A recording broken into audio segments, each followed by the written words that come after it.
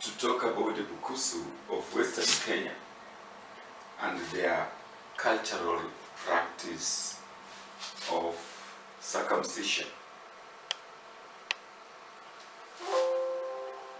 Yes.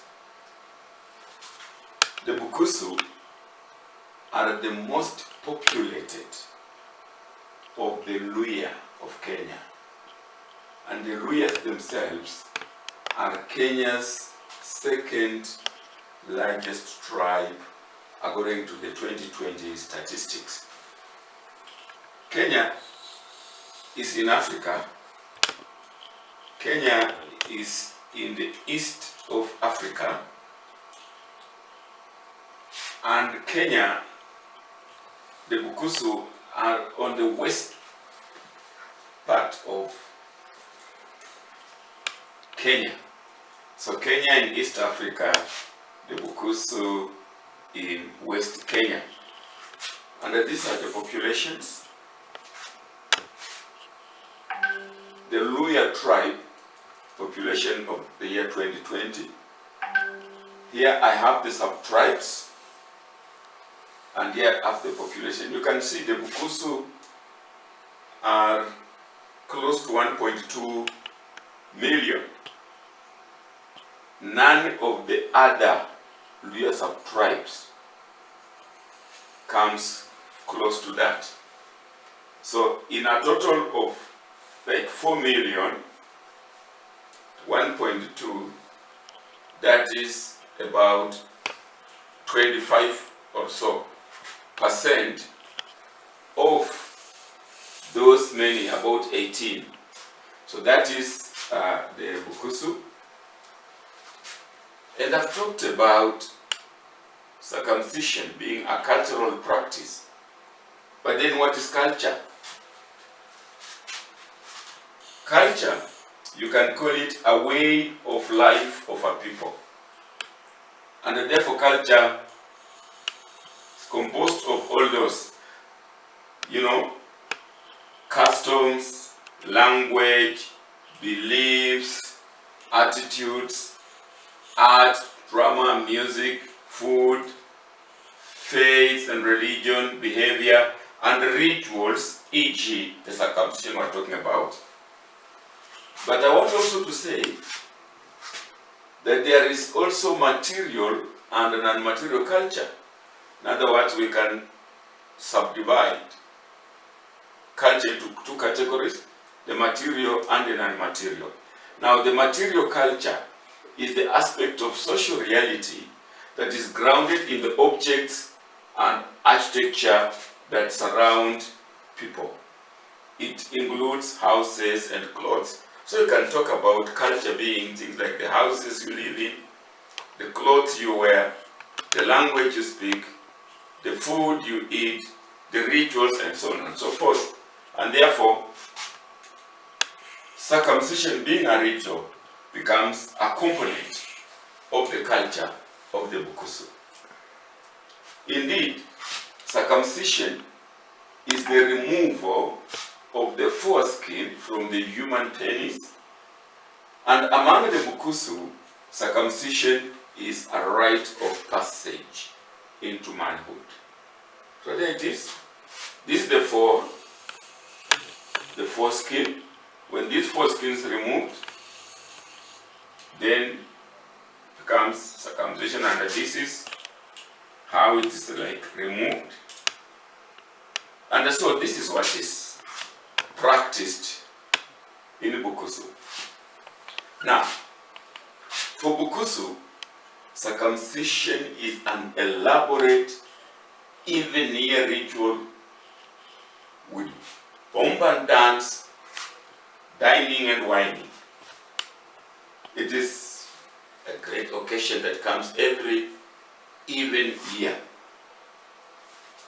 Some pictures. This is the candidate for circumcision. This is probably an angle preparing him. This is the boy being prepared. And we're saying, song and dance. And even Bukusu leaders normally join what they themselves went through. Let's look at one Member of Parliament. There.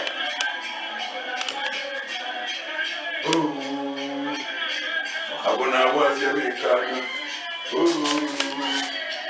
Habona wazi awekana. Habona wazi awekana. Habona wazi awekana. This is an MP, Member of Parliament for Kimilili, Chris Wamalwa. Vigorously and enjoying, he went through the same. I went through the same. So this is how we do it.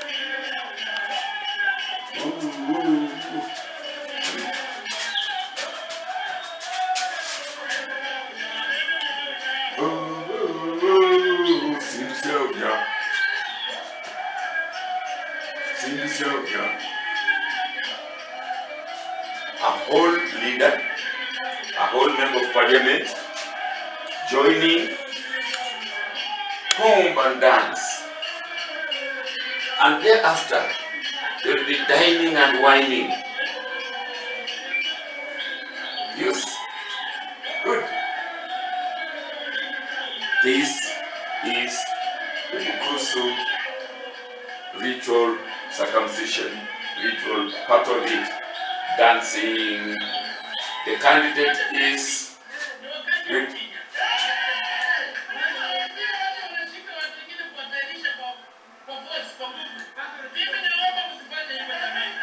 He's saying some Bukusu have a habit of forcing their rituals to other people. He's saying let's not do that.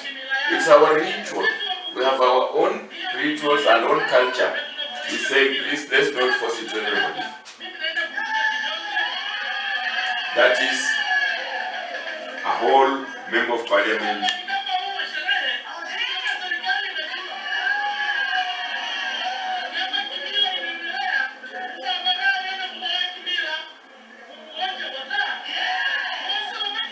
we bring. That's what he's saying. And yet another leader, member of parliament again. This one is particularly for my constituency, Kimilili. You can see Bitmas Barasa.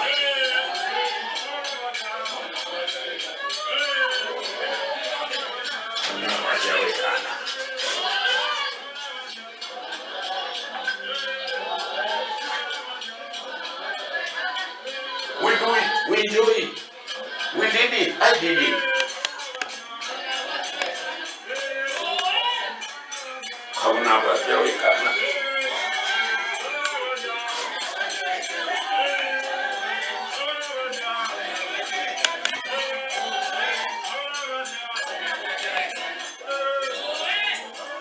Song and dance.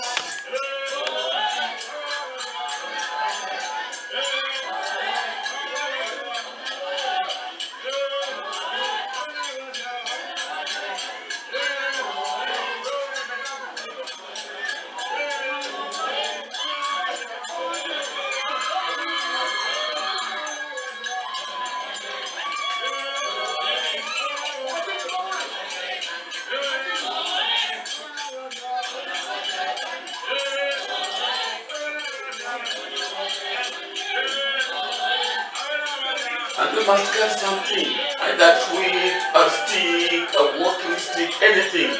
You don't go there empty-handed. You have to do something and your hands must work. Check. Even himself.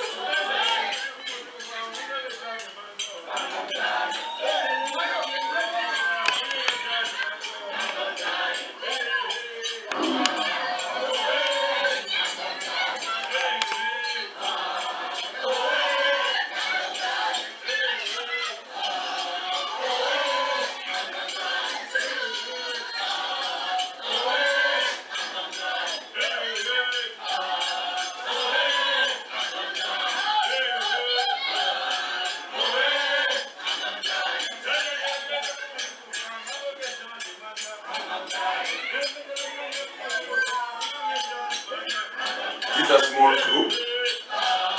Normally it's huge and large groups, singing and dining and traditional songs. And I want to say this. These songs that we sing here normally have meaning. If in society you do anything wrong, anti the culture, they will form a song to sing you during this season and ridicule you. So this also helps to keep culture, beliefs, values, rituals going ahead. You listen properly, you do anything wrong in the society, then they say, wait, we shall sing you, so to speak, during the circumcision ceremony. And that's like ridiculing you, because when they form the song, it spreads all across the society, the community. And therefore, if it's a negative song, your reputation goes down. So people are forced to be upright. And indeed, if you do something good, they will also praise you. They'll praise you through this. So, through these cultural practices, it's like we keep checks and balances for our behavior, for our norms. And there it is.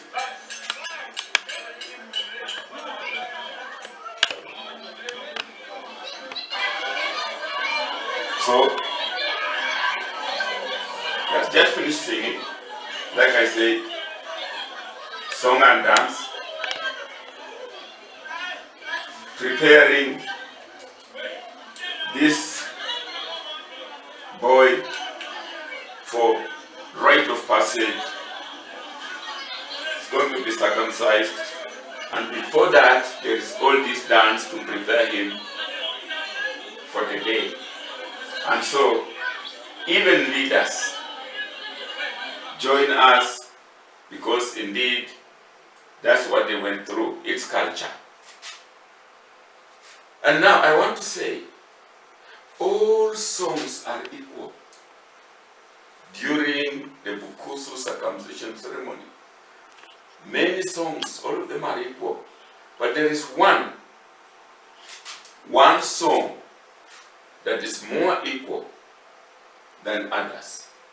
It is a special song, and it's not just sung anyhow. There it is. This is the chairman of the circumcisers in Bungoma. He's warning against singing the song that you hear, a bit of it to hear anyhow. Wakifanya maneno yao ya siasa wasiimbe hiyo wimbo wetu. Hiyo wimbo tulitengwa na mila zetu na nyimbo za kuambia kwamba wakikuimbia hiyo wimbo wamalize, hawatakuimbia tena. Ni mwisho. Na hiyo wanaibanga wimbo mara ngapi? Mara 3. Mara 4 actually. Wakiimba hiyo wimbo mara 3, wimbo ya kwanza ya kujulia, wimbo ya pili ya kuchomba, wimbo ya 3 ya kumweka nyama usiku, wimbo ya mwisho ya 4 ya kutoka motoni. Na hiyo wimbo wakikuimbia kama umekutairisha, inakuanga sawa. Wakikuimbia tena waanza kuimbia tena, hata ukilala hautaona hiyo wimbo wanakuimbia. Na wakikuimbia hiyo wimbo, so that special song, there it is.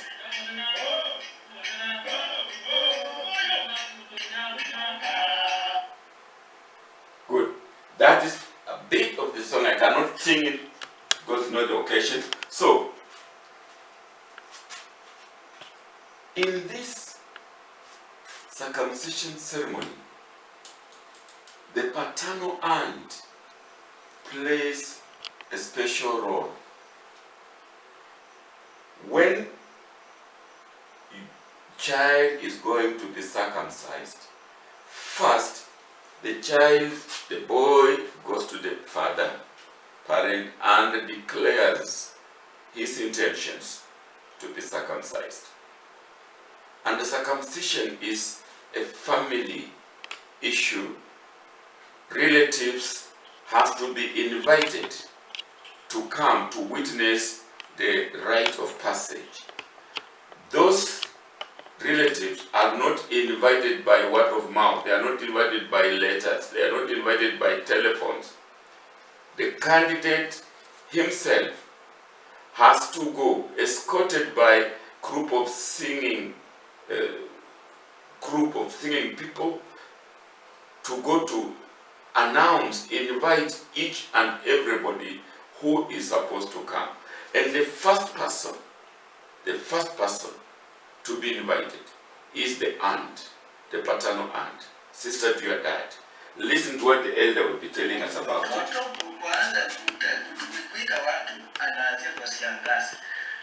Kwa nini anaanza kwa shangazi? Shangazi ndiye anajua huyu mtoto akiwa mwanaume ama si mwanaume. Kwa sababu hata wakati atatairiwa anaweza kuwa na mwanaume kwa nyumba. Lakini sasa huyu mtoto saa ingine mama hawezi lala na mama, hawezi jembe, hawezi lima, hiyo jembe hawezi lima. Na utajua sasa shangazi ndiye atakuja ajue kwamba huyu mtoto kwa nini jembe lake badilika. Sasa ataenda kwa mtoto na anakaa na yeye kwa nyumba yake tu, kwa simba yake. Sasa anashika mtoto, anajaribu kumpapasa. Akiona jembe imesimama ile, anasema huyu mtoto ni huyu nini ako tu nini ako na nguvu. What has told us this elder is that the rite of passage literally means you are now ready to be a man of your own. You are now ready to have a family.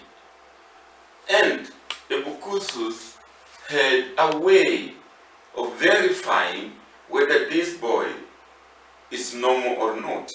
And that is the role given to the paternal auntie. The paternal auntie is supposed even to, let's say, if there are signs showing that this boy may have some weaknesses and all, the paternal auntie is supposed to be checking and verifying whether this boy is normal or not.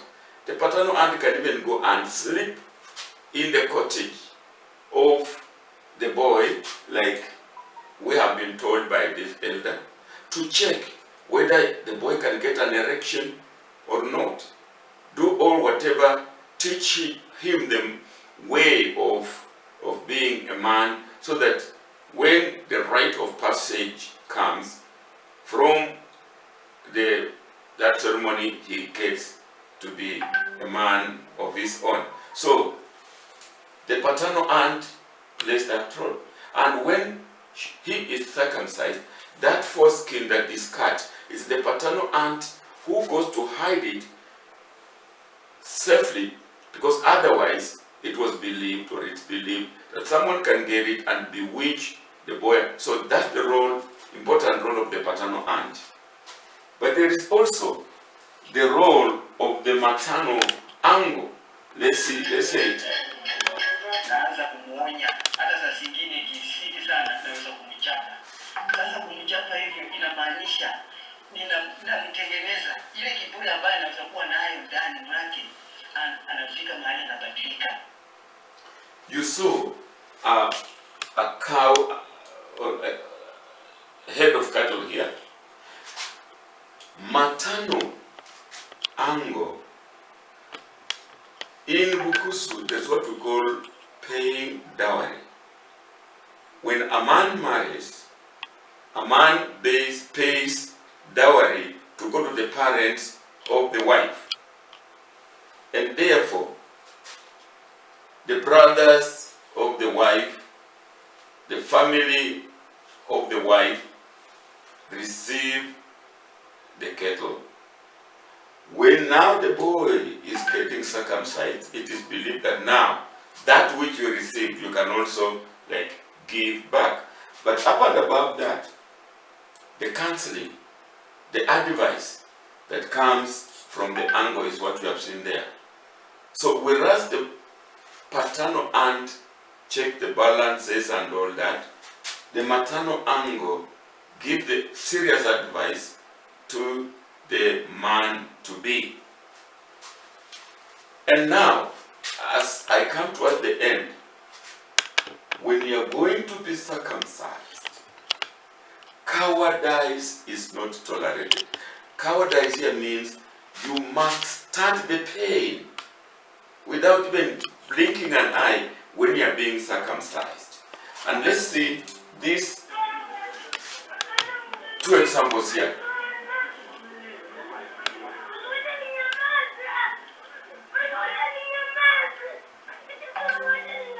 Here is a boy who is showing cowardice. One might think the boy was tossed. The boys cannot withstand the pain of the knife. This is an abomination, so to speak. This boy will be like an outcast. Look at another one. There's yet another one again. This happened recently this year. The boy is supposed to stand firm, to be cut and not show any cowardice. But this is what is happening. This is what has happened. And therefore for the boy,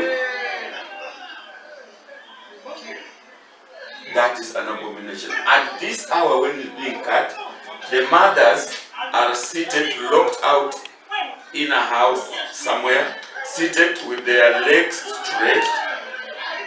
They are holding their heart, whether their boy will cower or not. So wherever they are now, getting ashamed that the two boys that you saw.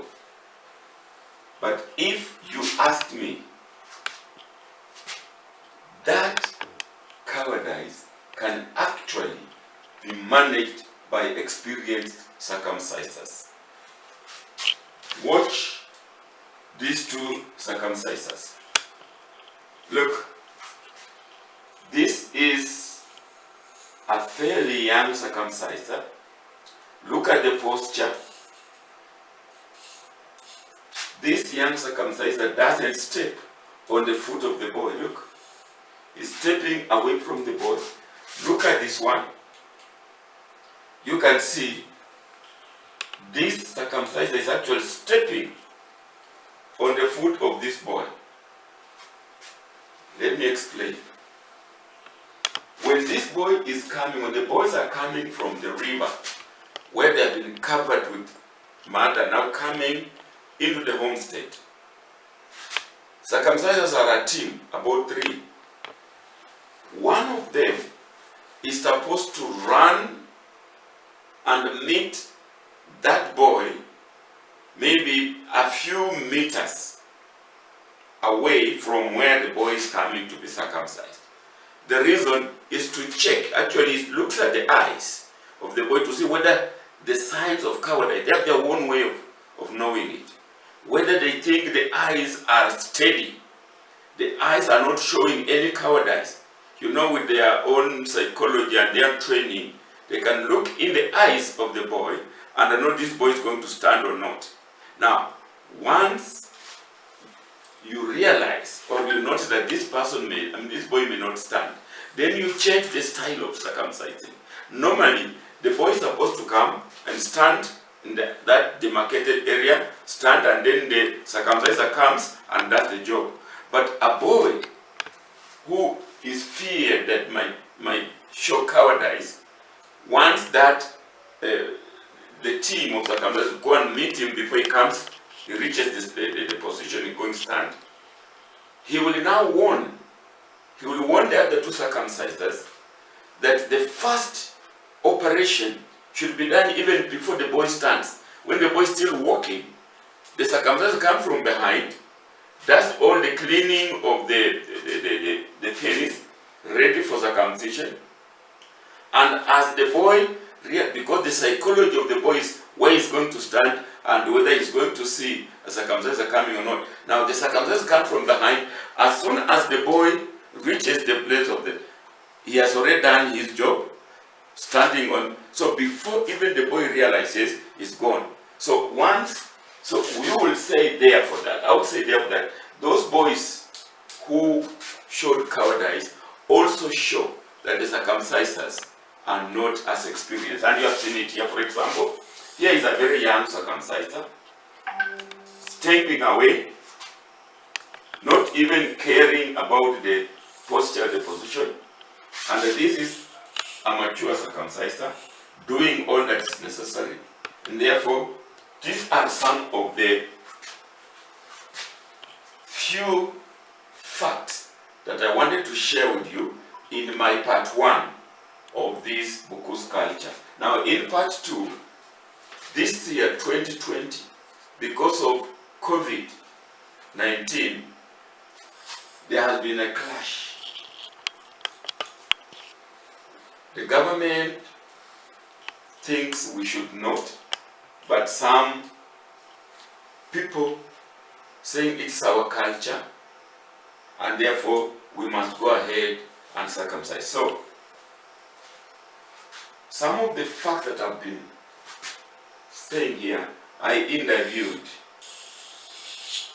the chairman of the circumcisers in Bungoma County. These are some of the cultural artifacts. And therefore, in part 2, we're now going to talk about that clash. Watch this space